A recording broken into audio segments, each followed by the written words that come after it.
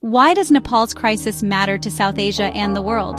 China, India, and Pakistan will all be watching the events in Nepal closely, say experts. That's because of Nepal's geography and its history balancing regional powers. On Sunday, Nepal's then Prime Minister KP Sharma Oli mocked youth protesters, who were planning a major agitation the following day in the capital, Kathmandu, against corruption and nepotism. By calling themselves the Gen Z, the protesters seemed to believe they could demand whatever they wanted, he said. Less than 48 hours later, Ali was an ex-PM, and the Gen Z protest movement he had spoken dismissively of was discussing who should lead Nepal. That was after police firing on protesters on Monday killed at least 19 people, further inflaming passions. On Tuesday, protesters set fire to the parliament building and homes of several prominent politicians, as members of Ali's cabinet quit and pressure mounted on the PM himself, ultimately leading to his resignation. The combined death toll from clashes on Monday and Tuesday has now reached 31.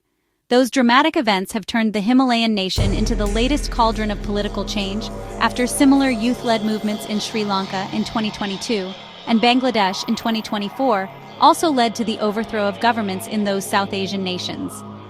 Experts say that Nepal's political churn has consequences not just for the nation of 30 million people, but for the broader region and the world, rooted in the country's own tumultuous political history and its legacy of balancing ties between India, China, and Pakistan.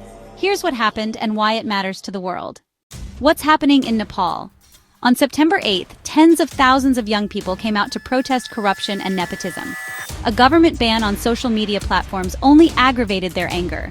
After some protesters broke through barricades and entered the parliament complex, security forces fired live bullets, tear gas shells, and water cannons at them. At least 19 people died, angering youth across the country. New protests, far more violent, erupted on Tuesday. Politicians' homes and offices of political parties were broken into and set on fire. The building that housed Kantapur Publications, Nepal's biggest media house, was also torched. By afternoon, Ali had announced his resignation. But the protesters, who have described their agitation as a Gen Z movement, are now demanding the dissolution of parliament, new elections, an interim government they helped choose until then, and the prosecution of those who ordered the firing on September 8th. The army has taken over the streets, and a curfew is in place in Kathmandu. But this was not Nepal's first encounter with mass student unrest. The country's modern political history is filled with student movements, palace interventions, and cycles of violence, including a decade-long civil war. From Rana rule to the Panchayat era, several educated Nepalese had participated in undivided India's freedom struggle against the British, and inspired by the subcontinent's independence from colonial rule in 1947, became a part of a larger movement calling for the end of direct rule by Nepal's Rana monarchy. In 1951, opposition to the Ranas, including from educated sections of the elite, culminated in what was the country's first modern revolution. The Ranas were forced to accept indirect rule through a tripartite agreement. Nepal's King Tribhuvan, who had fled to India in the protests, returned.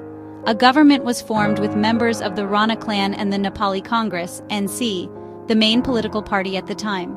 Then, in 1959, the country held its first general election, with the NC's Bishweshwar Prasad Koirala becoming prime minister.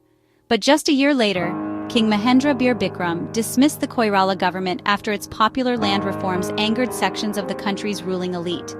Instead, the king imposed what became known as the Panchayat system, a partyless order that governed Nepal for nearly 3 decades, with the monarch at its helm. With political activity curtailed, student protests became one of the few outlets for dissent.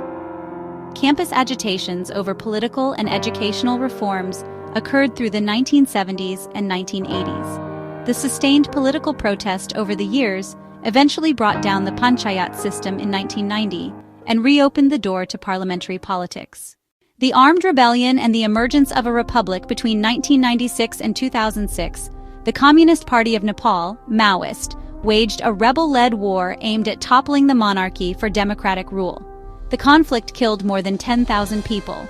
In 2006, protests involving political parties, civil society, and students forced the monarch, King Gyanendra, to cede power.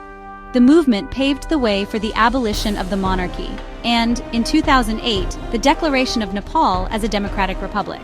Since then, 8 men from the 3 main parties, the Communist Party of Nepal, Unified Marxist-Leninist, CPN-UML, the Communist Party of Nepal, Maoist Center, CPN-MC, and the Nepali Congress, NC, have led the country 14 times between them. Ali, who resigned on September 9th, was serving his 4th term.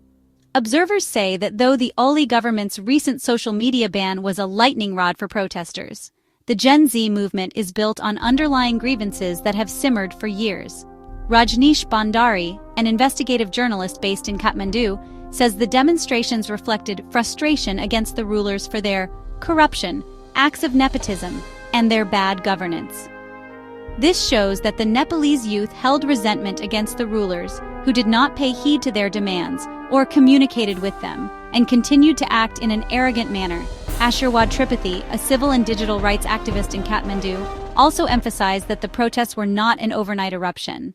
Geography, neighbors, and power politics. But what happens in Nepal matters well beyond the borders of the landlocked country that sits on the southern slopes of the Himalayas and is home to 8 of the world's 14 highest peaks, including Mount Everest. Stretching roughly 885 kilometers, 550 miles, east to west, and about 193 kilometers, 120 miles, north to south, it lies between 2 regional giants, China to the north and India to the south, east and west. Though historically close to India, Nepal's foreign alignments have shifted with domestic politics. Ali was widely seen as leaning towards Beijing, and his removal has prompted speculation about a recalibration of influence in Kathmandu. Lokranjan Parajauli, a social scientist who has written extensively on social movements and politics, suggested the next ruler is likely to be an independent figure not aligned with any party. It is not quite clear who that new person will be, but it will be someone whom the army can trust or rely upon. Some analysts point to Sushila Karki, the former Chief Justice, as a possible interim choice. She is the most acceptable candidate, and she has a high chance of leading the next government, but no decision has been made, Tripathi said, adding that Karki's political and diplomatic allegiances are unclear. Others believe that the mayor of Kathmandu, Balendra Shah, a 35-year-old rapper-musician who has been heading the city since 2022, could be the other option. However, a longtime human rights activist in Kathmandu, speaking on condition of anonymity, said regardless of the identity of the new leader, both India and China will seek stability and a government that respects their interests. Neither neighbor wants to see the other exercise too much influence in Nepal, Tripathi emphasized Nepal's historical balancing act. A regional calculus Ali Hassan, a South Asia specialist at UK-based Helix, a risk management company, argued that Ali's fall could serve as a setback for Beijing and Kathmandu and a potential opening for New Delhi. Sections of Indian Prime Minister Narendra Modi's Bharatiya Janata Party, BJP, have also been aligned with the pro-monarchist movement in Nepal, which argues that the Himalayan nation needs the Ranas back in power.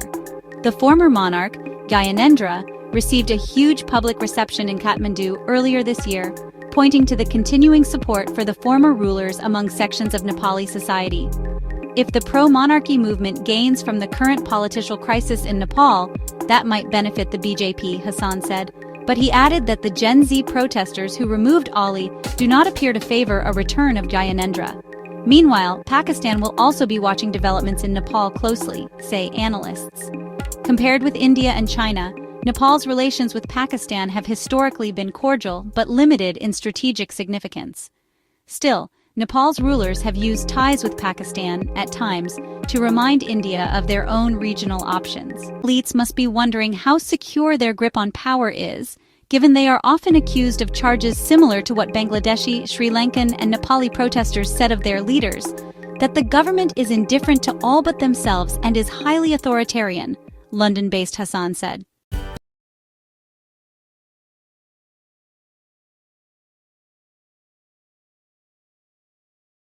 As Nepal navigates this political transition, the eyes of South Asia and the world remain fixed on this small Himalayan nation, whose strategic location continues to make its internal politics a matter of regional and global significance. The outcome of this crisis will not only determine Nepal's future, but may also reshape the delicate balance of power in one of the world's most strategically important regions. Thank you for watching this video. Please subscribe to our channel for more updates and stories.